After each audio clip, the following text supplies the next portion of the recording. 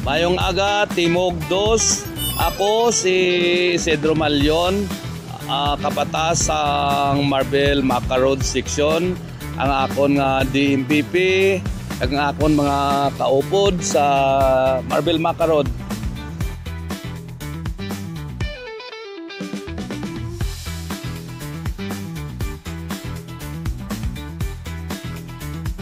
Ang kapatas o foreman sa roadside project ay may mahalagang papel sa pamamahala ng trabaho sa site. Narito ang mga pangunahing trabaho o tungkulin ng isang foreman. Una, pangangasiwa sa gawain ng mga manggagawa.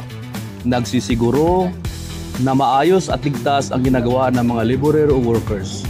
Nag-a-assign ng specific task tulad ng asphalting, cleaning, repainting o vegetation control. Pangalawa, pagsunod sa safety standards. Tinitiyak ng lahat ng workers ay may sumusunod na safety protocols, may PPE, may tamang signage, may barricades. Iniiwasan ang aksidente sa site, lalo na sa public roads.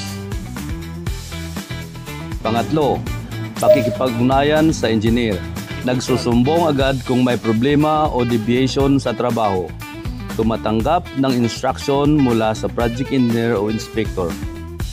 Ito ang karaniwang trabaho sa roadside projects.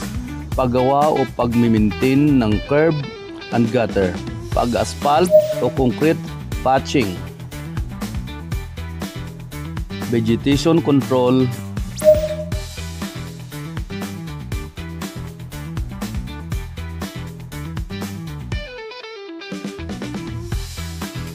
repainting of guardrails.